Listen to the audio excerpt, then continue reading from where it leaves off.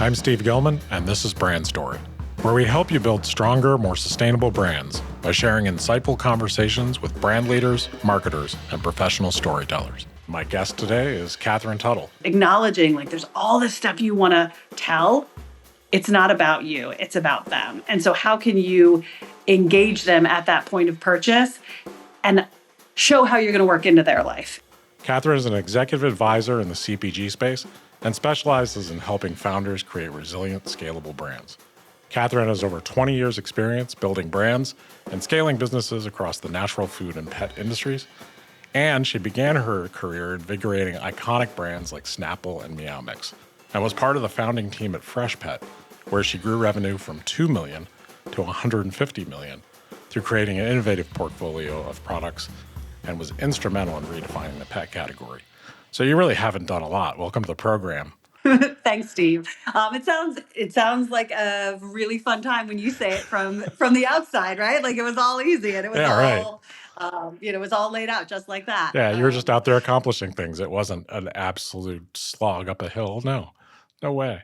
But some of the most incredible brands and opportunities to get to work with.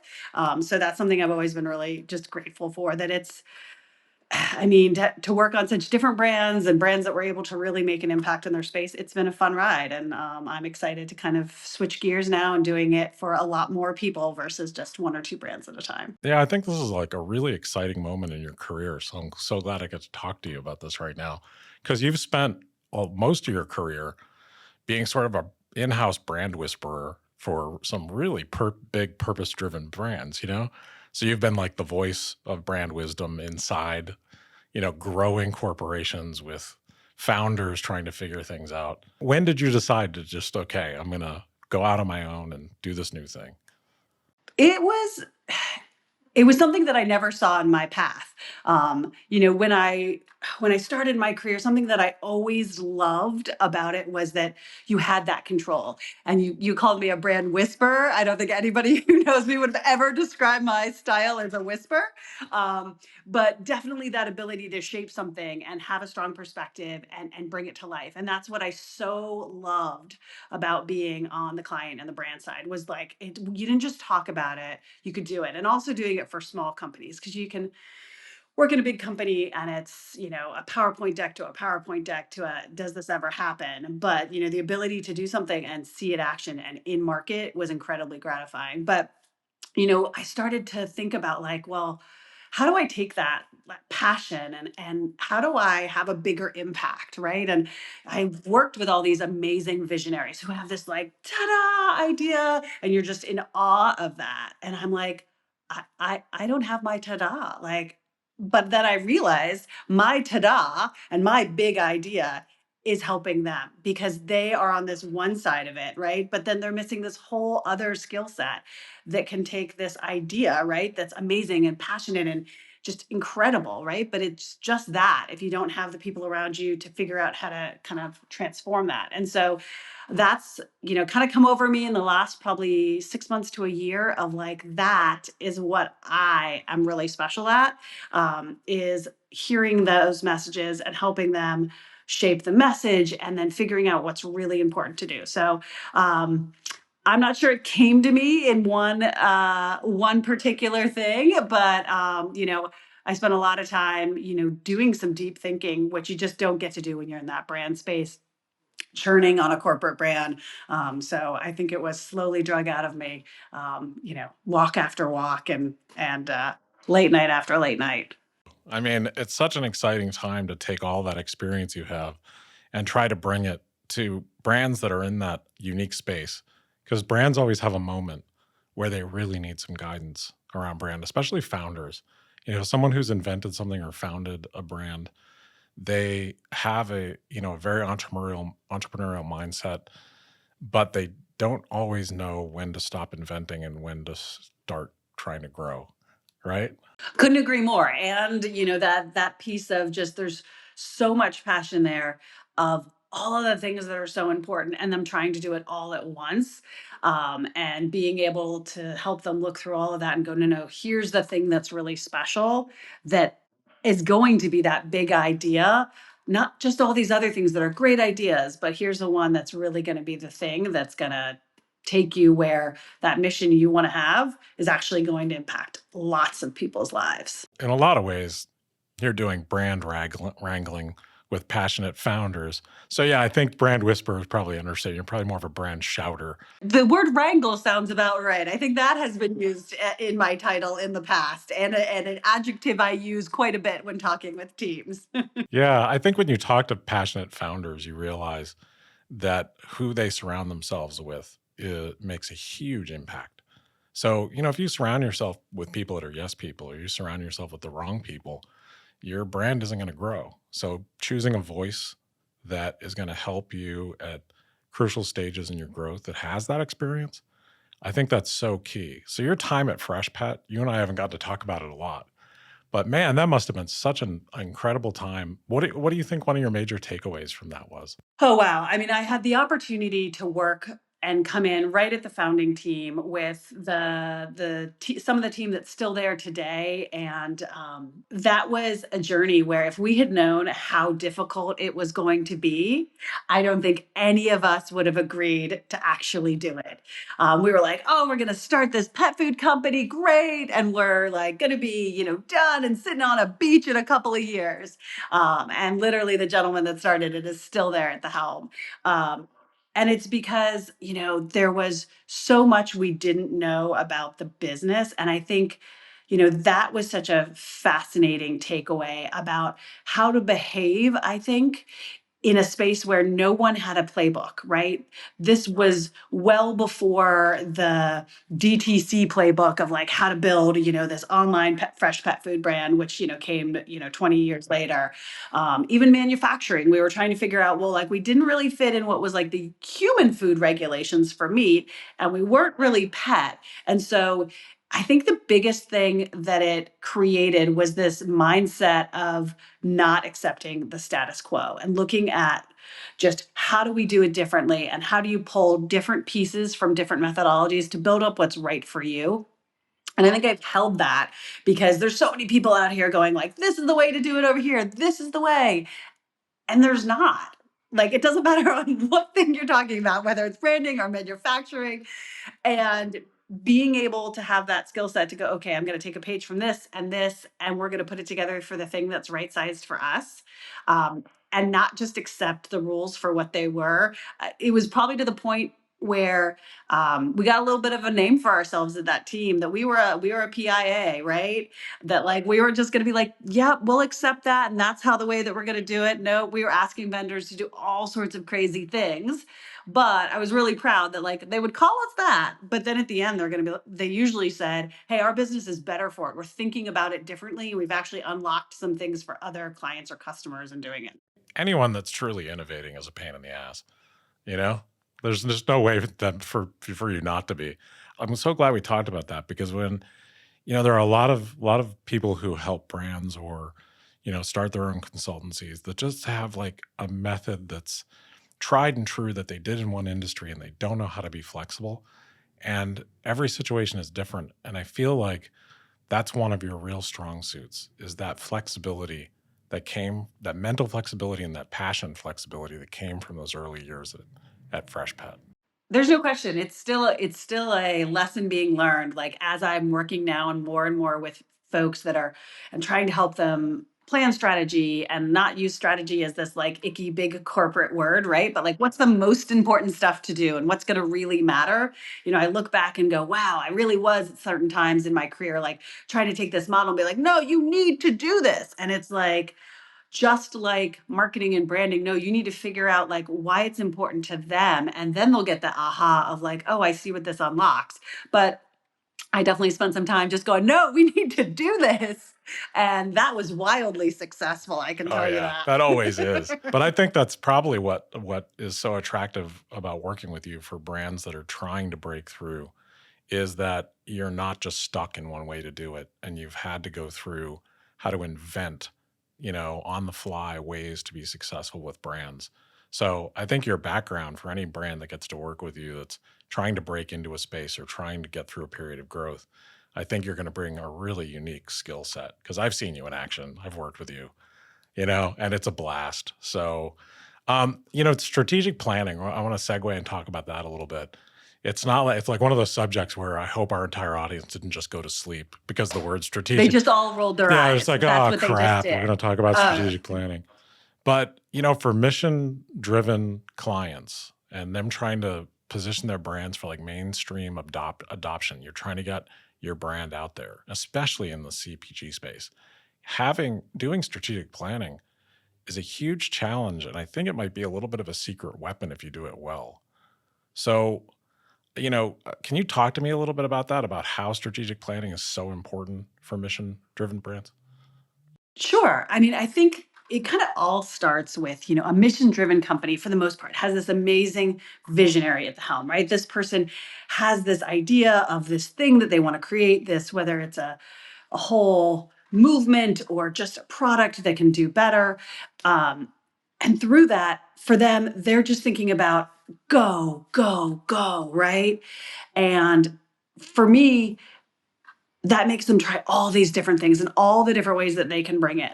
But where I've seen a lot of teams and founders get frustrated is they can't get the people around them. No one can ever work as fast or think as fast as the visionary, right? So they're always frustrated.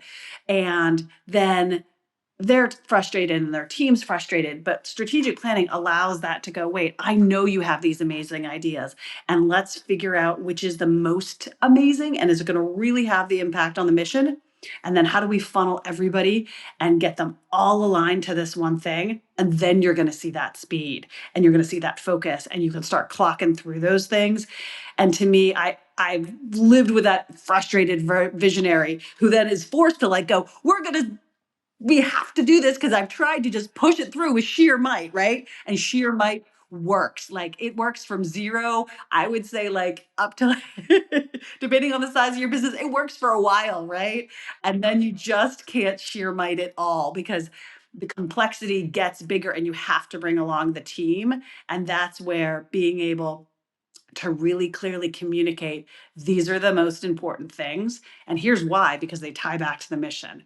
And so to me that's the secret weapon, and that's where I think you see people, the ones that really make it versus the ones that kind of get stuck in talking in their own language and never really make it to where, every founder's dream, right, is that everyone in America is part of their mission, or even the world for some founders, right?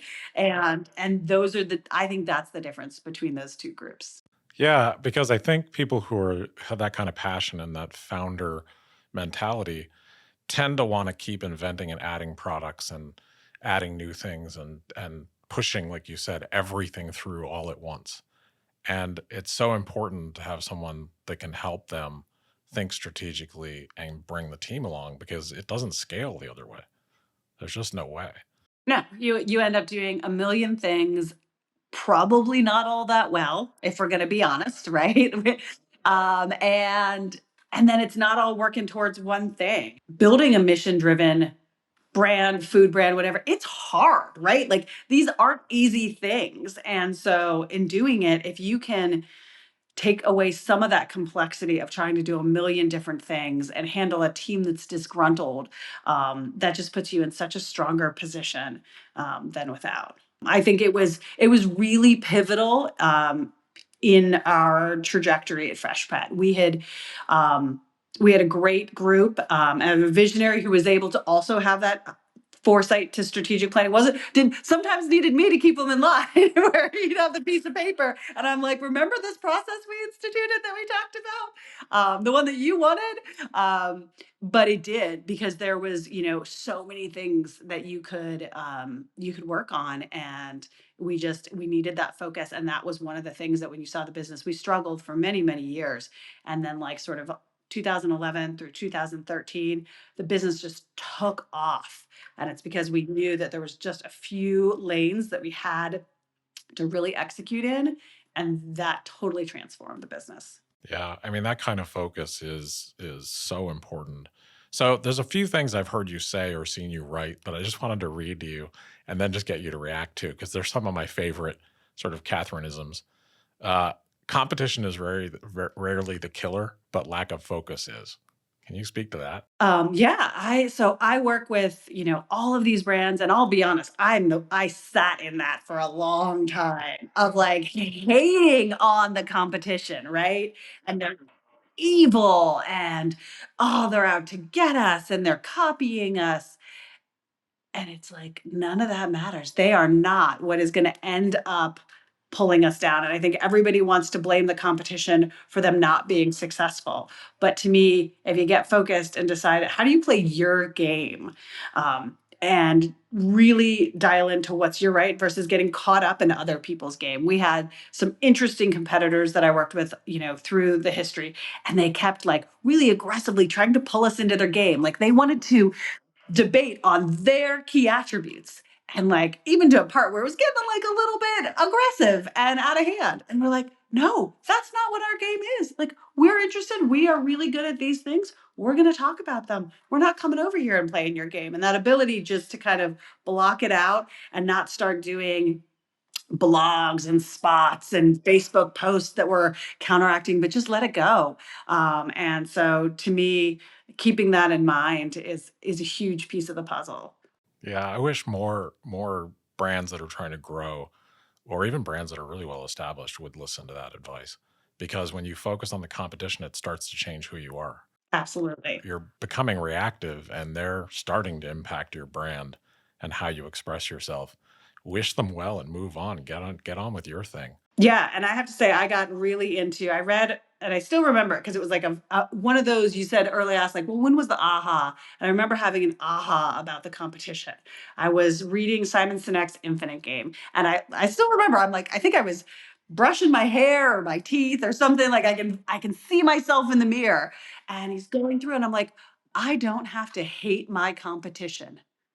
Like that is not a requirement of doing this job. And if we're actually all mission driven companies, there's something to be learned and celebrated in the competition. And like some people could at least acknowledge it just to go, all right, where's something that they did really well? And like, how can I learn from it instead of hate on it?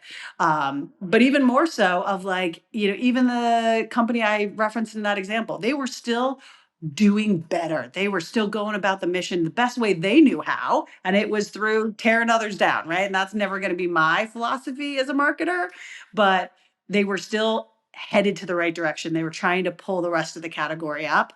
And so, that's where it makes it a lot more fun to market and to work in that space when you're like, okay, yeah, we're all doing it in our own way. And for the most part, everybody's doing it with without malice and they're trying, right? It's just a different perspective on how it gets it done. So I enjoy that. I do too, and I think it's so important. Some people think it's a subtlety, but I think it's much more than that, because you can keep an eye on your competition and you want to. You want to see what they're doing, and there's a lot that you need to be aware of. But I think as soon as you start hating your competition or putting your energy there, it comes out other places. It comes out in your creative, or it comes out in even in your strategy. So it's a disease. I've seen companies start to do very badly because they started to focus on their competition way too much. And the word you used, energy, that was exactly the one that it zaps your energy to be thinking. You're constantly over here thinking about them as opposed to just thinking about what you are and letting that become something really special. Hating on your competition or focusing on them too much is based in fear. You're afraid they're going to take your business. You're afraid they're going to do better. And fear is a liar, and it will always take your energy away from you, whether you're a brand or a human. So I think it's one of those things. Like, I love that you talk about that because not enough people do. I think it's a really important thing in branding. Yeah, I mean, I've worked in categories that are really tight space, like the literal, like, will there be room, right? And there is always room. Like, it will rise on a growing tide. And if you constantly think about just trying to knock out this guy over here so you can get that spot, especially as a mission driven brand, you're never going to succeed because you're not thinking about it. It's all about bringing everybody forward as opposed to just duking it out with like the other guy right in your space. Yeah. I mean, especially with mission driven brands. It's not exactly the right energy to bring, is it? So there's one other thing I think you and I talked about at one point in the past, tangentially, and also that I just think is important to talk about. And it's really simple, but measure what matters. That's something I know you're pretty passionate about. Some companies want to measure everything. So how do you go about with, emerging brands that are trying to make a difference around measurement and measuring what matters? So there's no question. I'm a data nerd. Love it. If I could, I would measure everything. So I'm my own uh, worst critic in that. But I think the first thing is to go back, and if you're truly thinking about the mission and that your goal as a company is to build that, and obviously revenue and profit all come with that, right? What is the actual thing you want to measure, right? And is it the impact of that mission? And that feels very like fluffy and willy-nilly, and like that doesn't work on the real world, right? But it does when you start to think about, is that mission and what do you want to measure, right? Is it that you want, you know, every home in America to have your product in their house because that's going to have a change in the behaviors that support that mission. And so I think at first it's like really thinking about it is, small companies love to throw out the numbers. Oh, well, we're just going to grow 30% this year, right? Or 50 or whatever it is, right? But thinking about where's that long game and taking that moment to go, what do we want this mission to achieve? And then backing into that. And you can back into those revenue numbers and all the rest of it. But being able to think about that is so important. Um, and then not letting yourself get crazy with every different thing to measure. I mean, especially as I think, technology changes so fast and we have sort of this endless access to data, especially in, e-com, it can become overwhelming, right? But going, what are we looking to do and what do these really matter? And, you know, you can start with 20 metrics, right? But then if you start going, okay, which ones lead into which ones do this, right? There's probably 3 to 5 that end up really driving a business. And those are the ones that if you're really honest and you keep your pulse on, and then you go, okay, we got a problem. We need to dig into the 20, right? But I think people will pick the 20. They don't look at the 20. And so then things just go awry, right? Versus going, we're going to really keep tight on these 3 to 5. And I think they see a lot better success because they're actually focused and can handle processing those 3 to 5. I think that's incredibly good advice because I think way too many brands, way too many marketing teams try to measure everything without really giving thought to what are the movers, what are the 3 to 5 that'll actually impact, the business. And something you said that I think is really important, connecting measurement to mission, I think is so important because so many people connect measurement to sales. And yeah, it's gonna be there. But if the ultimate goal is just to make more money, that's not an ultimate goal. That's a byproduct of an ultimate goal. That's also not a mission-driven company. No, it's not. But I've seen mission-driven companies do it. Oh, Where all they're talking absolutely. about is sales. Yeah, but I think that's so important because for your team to want to grow, for the motivation to move Freshpet from where they were to 150 million, that wasn't because we won $150 million. That had to be because of something else. Yeah, I mean, there is no question. We could have built a brand and with that team, built a regular old dry food brand and made it 150 million way quicker. But that team absolutely believed in the fundamentals that we were changing pet nutrition for the better. And whether that, like, we even talked about it that, like, when times were really tough, I remember saying, like, well, what's the worst case scenario, right? Like, something goes wrong, we're like, we bankrupt, right? We knew we had fundamentally changed the category and it would never go back. We had changed consumers' expectations. So even if it wasn't us, there'd be someone who would come in and fill that space because we had changed how people thought about pet food and what they deserved and what was the right nutrition. And that's something that, like, now I still get like tingly. Like, that is still something that I'm incredibly proud of for an industry. Yeah, we built a company, but like there is a whole different way out there to feed your animal and accessibility to that now than there was 20 years ago.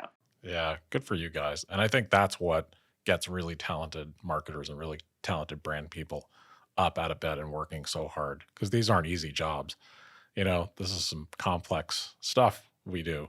And you're great at it because you show up with passion, And it reminds me of I had a conversation. I had Miyoko Shinner from Miyoko's, vegan creamery on the program. And her passion is just insane. I mean, she really made vegan cheese and vegan butter. She put it on the map. She redefined that whole thing. And as a founder, her passion is really what led that entire company to grow. I loved that podcast from her. There's no question. Every place you see her, she shows up and she is just so passionate and it's visceral about like her belief in what vegan foods can do for this country and the world. Those are the people that is just so fun to watch and see. And for me, really early in my career, I got this like crazy aha about like food is important. And it was sitting in like the worst not place you would ever think you were doing that. It was sitting at a focus group for Chef Boyardee, and which was like my first internship. So like I could only say that my good food journey, it started at the bottom. And I was sitting there and we're watching a group of moms through the window, and she's talking about how Chef Boyardee is the best nutrition for her kid. And she's so glad it's a healthy snack and she thinks it's awesome. And I just said to myself, oh my goodness. Like brands have so much power when it comes to food, and that is a heavy responsibility. And it kind of shaped my mind as I started to look and thinking about like, okay, I can use this weapon for good and I can use it for evil. And like, how do I think about my choices? And just over time, as your career grows, you have more and more power over those choices. But it was just something that has always struck me and stays with me. Um, you know, you could always talk about the really like, oh, I love this healthy, nutritious, and that makes me. But seeing the opposite of that was just such a wake up call. Yeah, I mean, I think being aware of the impact marketers and brand marketers can have on the world with what the work we do is it's a huge responsibility. And you can either be like, "Oh, I don't care. I'm going to market whatever." Or it's kind of white hat and black hat marketing, I think. That's the way I've always thought about it. So good for you for being one of the good guys, you know? I've always loved to work, and so like the thought that it doesn't have this other half of it, that like you can't spend this much of your time, at least for me, because I love the output. There's some of the game I love, right? But it's the output and the impact that makes it worth it for me. I don't know how people do the other thing. I couldn't.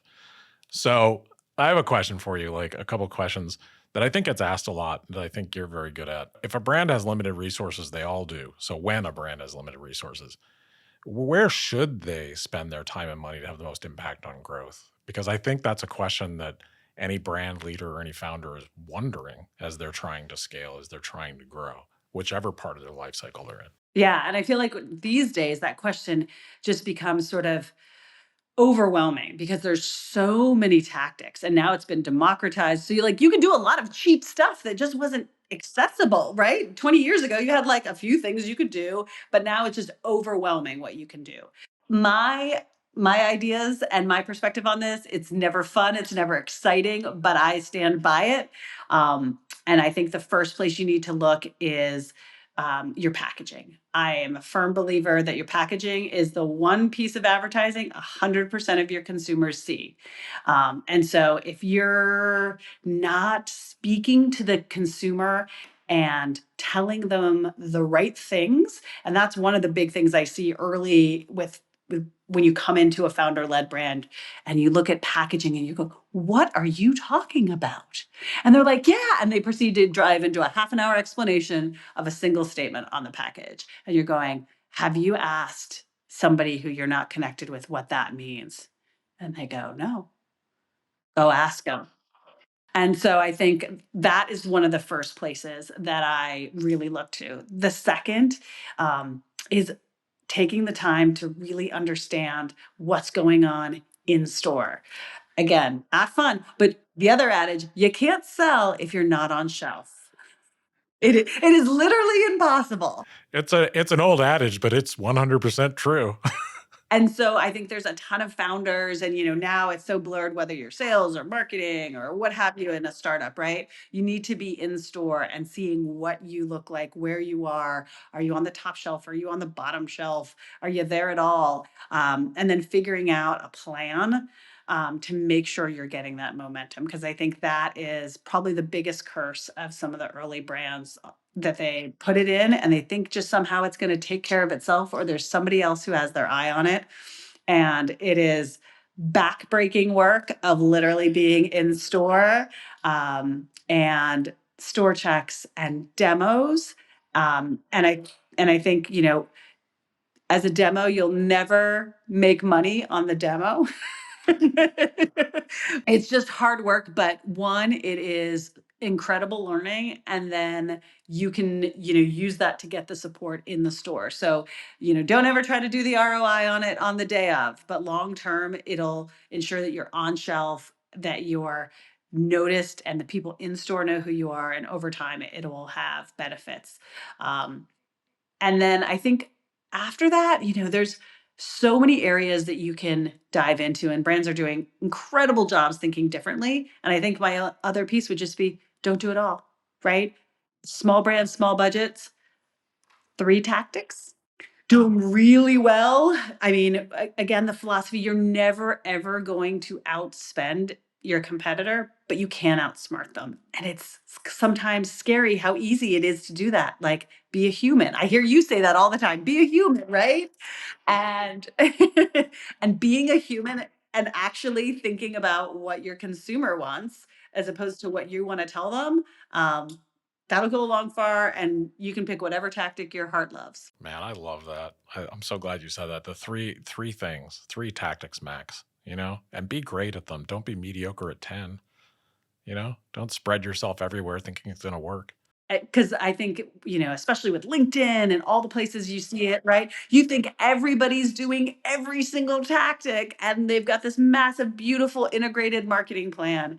And that's just not reality. Especially now as, capital's gotten tighter and the stakes have gotten higher. That's just not true. And you can do a lot with a little. Yeah, I agree. And I think that's incredibly important. So, with mission driven brands, they have the curse of knowledge. A lot of times, the founder at least does, where they know what it means and they know it so passionately. I think they have a hard time having empathy for the regular person out there that might buy it. So, when you're trying to get a mission driven brand, whether it's a specialized product or a new kind of product that people haven't experienced, like a fresh pet kind of product or any of the ones you've worked on in your career, how do you position a brand like that for adoption for the more mainstream audience? How do you get past the niche audience to more people? I think one of the things that I see that's so important and unlocks a huge audience for people is when you're an early niche brand, right? You are preaching to the converted. Those people are already there. They're with you. They've got their pitchfork out for the competition. Oh, and it is amazing time in a brand's, like, it is so passionate, and you're starting to write all these ads about the competition and how evil they are, right? But as you go to that next step, you realize there's a bunch of people that are sitting on the sidelines going, "Oh my goodness, I've been doing that thing. I am that thing that you're saying is so evil." And so being able to take that mindset shift to nobody has to be wrong. You can just acknowledge there's a new thing out there that wasn't there before. And then people are released of all this guilt and this dissonance and all these other terrible psychological things that are going on when you're telling someone that they're doing something bad. And they can just go, wow, this is a great solution. This is exciting for me. I'm in. And it is, in my opinion, it is so much easier to get someone to move towards something versus against it. And people are excited to talk about that, to others. And that's, obviously a big key on crossing that chasm and really getting to mainstream. I think that's so important. I love that we talked about it because, preaching to the converted is part of your strategy. You need them to show up for you. But if you don't speak slightly different to the one people who aren't converted, then you're helping educate them. You're offering what you have and letting them enjoy it. So how you do that, it's going to be slightly different. And I think you can still even preach to the converted and do it in a positive way. You don't have to do it at the expense of the people who aren't doing the thing. So let me ask you a question about sort of the balance that I think all brand marketers have to walk. Telling the brand story and marketing the products. It's kind of like building an airplane while it's flying, you know? So how do you help companies navigate this balance? Because it's a maddening balance of like, we need revenue, we need sales now, but we need to build this brand. And there's this long-term, short-term push-pull. How do you help brands navigate that? I think that it comes down to, right, that there's the brand story, and you want to talk about the mission and this big sort of long-term ethereal piece, right? And then the urgent is, I need to tell you what this does and why it's better, and let's go, let's go, let's go, right? And I think that where you really see those two come together, and then where I think you can make really hardworking, like, again, tactical vehicles, like some of the things where it's like, this is a wobbler in a store, right? Which no one starts out their marketing career going, I want to make wobblers, right? But it shows up. And so to me, I think there's probably two things, right? Is acknowledging like there's all this stuff you want to tell. It's not about you, it's about them. And so how can you engage them at that point of purchase and show how you're going to work into their life and go, all right, I'm going to make your life easier. I'm going to make the stress be relieved. I'm going to make you feel like a better mother, right? All of those things. And that can be done in simple language, right? It's about shifting the frame of who's at the center of what you're doing. And so I think if you really focus on them and not you, it's a way to do both. And I think that's where, again, back to that like playbook mentality, like there's like some folks that are on the like performance side, and it's like, no, just spit stuff out of them till it works. And it's like, then the brand marketers just tell this long, beautiful story, right? And it can be done well. It's harder to do it well in the middle, right? Because it's not just a set it and forget it playbook. But I think if you pull those two in, you can do it. And I think that, now more than ever, you're seeing it that whole shift is around people, right? What's the best device or way to get that done? I mean, come on, I'm coming back again. Be human, right? Find the people That you're speaking to and speak to them like people. and speak to them like people, right? And all of the brands, right, that I've worked on, I feel like, we've worked and we had all this going on, and it came to finding this insight where people could say, I see you and I'm with you. And I worked with a great company that was just passionate about food. And they kept telling the story about how it was environmentally conscious and a circular economy of, sort of pre-regenerative thinking.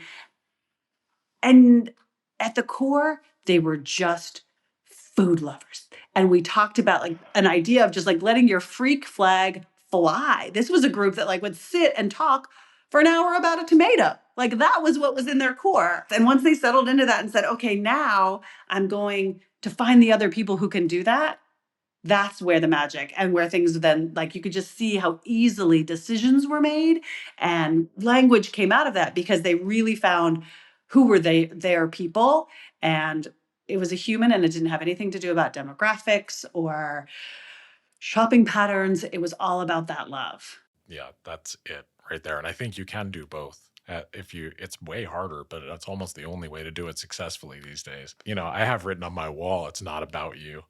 You know what I mean? Because like there's so many times with companies that they're so in their thing, they just forget that like the consumer's not walking around thinking about your offering. They're walking around thinking about what they want. They've got a life to lead and they're people and they're busy and their kids crying and all this stuff. Resonate with them, be with them, be empathic to what they're going through. And if your brand is a little bit more passionate or goofy or whatever, whoever you really are, you better be that because you can't fake it for very long. And that's what I love so much about the role I'm playing now is, I'm able to stay outside of that, right? And so to come in and be like, and help them see there's all this amazing stuff you're doing. Let's reframe it to put the consumer at the center of it. Because it gets lost over time because it's hard and you start there and then you kind of fall off and then you can come back, right? And so to be that partner for people to help, bring them back. Let's put the consumer at the corner of this and then figure out the things that are actually going to matter and what are the most important choices and make it a little easier to make some of those decisions as you go about the day. All right, so I've got a little bit of like a speed round for you as we wrap this up. This has been a blast, by the way. I think you and I could probably talk for 3 hours about this stuff. Yeah, we could, but I think the audience is going to love this because your passion for what you do is really contagious. So you've been a CMO multiple times. What's the best thing and what's the worst thing about being a CMO? So the worst thing, there is no question, is it's FOMO and the fact that you never do it all, right? Like, no matter how awesome the budget or how cool the activation, right? Like, at the core, that is the worst, at least it was for me. It was never feeling like you did it all and got it right. And so, because there's never a finish line, right? In marketing and in business.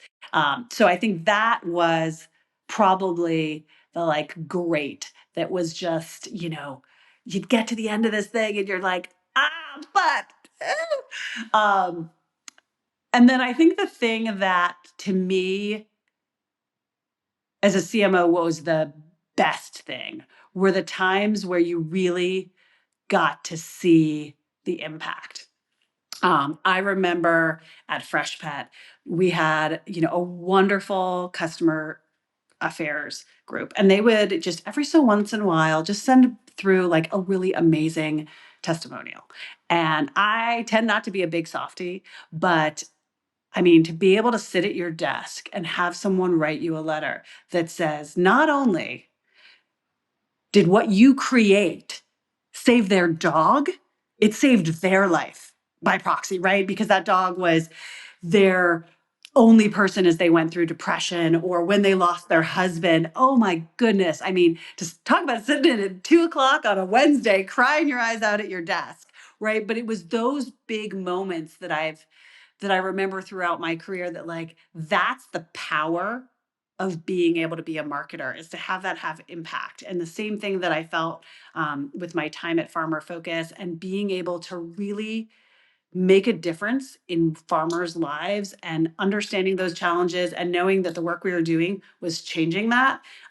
Those are the things that, like, to me, when you go and, oh, am I going to do another sell sheet or like another copy revision or all the things that just get to be exhausting, frustrating.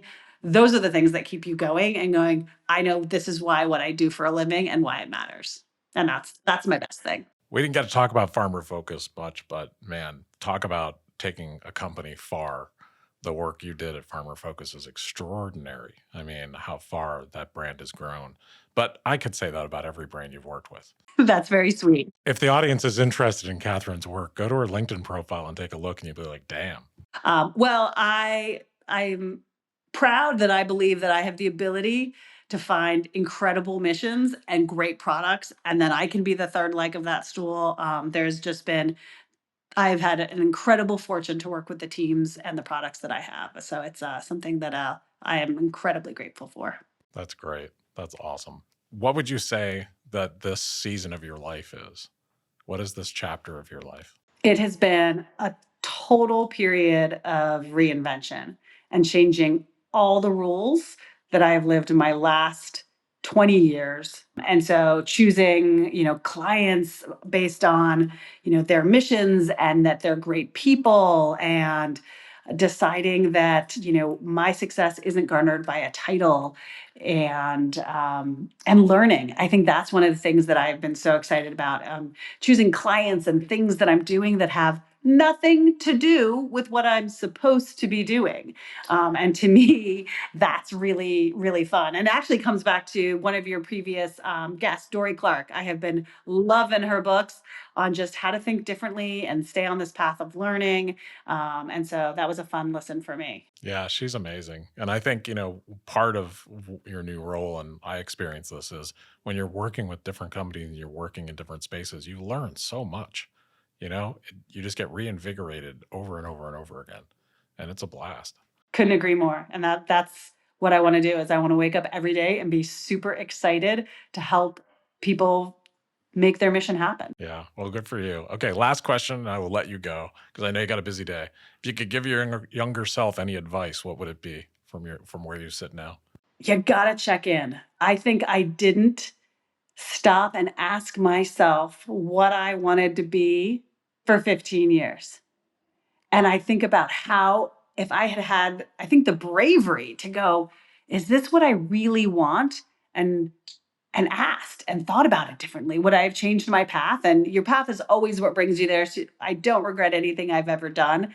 But I think about it that I kind of woke up in like my 40s and going, I don't think I've checked in since I was 28.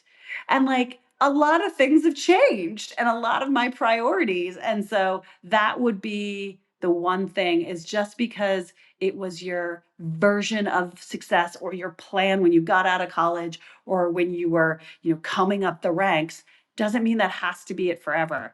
I, as a 28-year-old, right? It was just about, all right, I'm the director. I want to be a VP of marketing, CMO, CEO. There was never a thought of where these different paths.